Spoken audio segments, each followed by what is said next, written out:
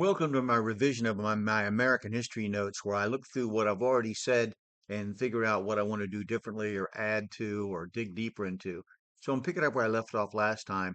Samuel F.B. Morse, inventor of the telegraph, Morse code, and a painter, toured Europe in 1830 and 1831 and was reportedly told by a cardinal in Italy that a conspiracy was underway of a religious and political nature in America, instituted by the Empire of Austria, which dominated the Pope at the time, a member state of what had been called the Holy Alliance.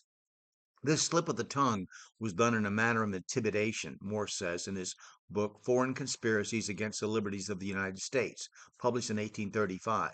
Census figures tend to underscore the points made by these people, but then statistics can be made to support any hypothesis, so be very careful.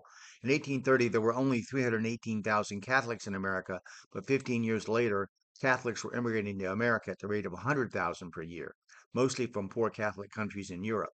Still, perhaps Harrison did die of pneumonia after all, and I did not see that, quote, all of his family had died after him in the way Benton wrote.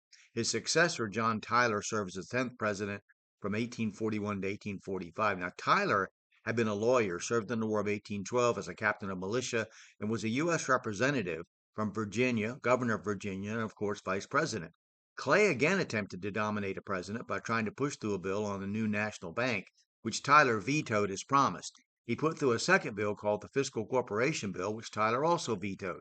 Although Tyler had been nominated to be Harrison's running mate at the Whig Party National Convention in Harrisburg in 1839, the Whig Party now officially expelled him. Tyler then began to load his cabinet with Democrats. In the summer of 1842, he twice vetoed calls for higher tariffs to relieve the economic problems of the country, and the Whigs, his former party, called for his impeachment, which was voted down. While in office, he did manage to achieve the Webster-Ashburton Treaty, which settled the long-running border dispute between Maine and Canada, and a treaty in 1844 with China opened that country to trade with Americans. Many American fortunes were made by smuggling opium to China. Of course, America was not the only country whose merchants were profiting off the enslavement of the Chinese people. England, in fact, fought wars with China over this issue. In the main, the opposition to America selling opium to Chinese people came from Christian missionaries such as E.C. Bridgman and S. Wells Williams.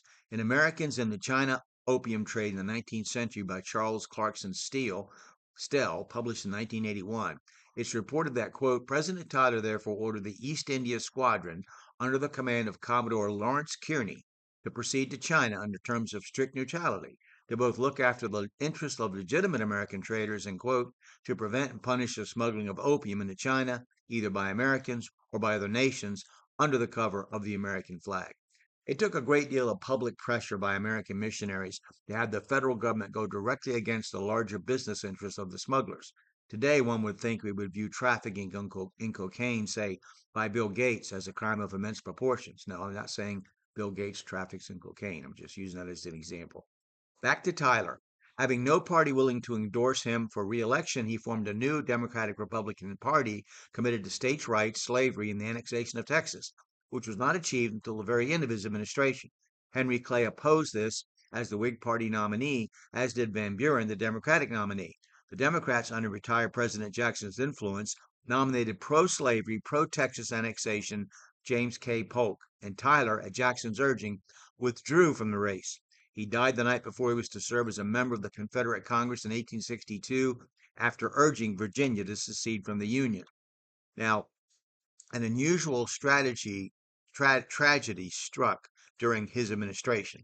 The president and a large party of friends were on a cruise down the Potomac River in 1844 on a new steam-powered warship, Princeton, when one of its guns strangely exploded, killing Secretary of War Upshur and Secretary of Navy Gilmer.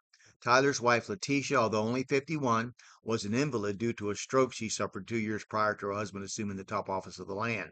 Their daughter-in-law, Priscilla, assumed most of the roles of hostess in the White House. Letitia died while her husband was in office, and he, in his mid-50s, married 24-year-old Julia Gardner. Go figure. Okay, so we'll talk about James Knox Polk next.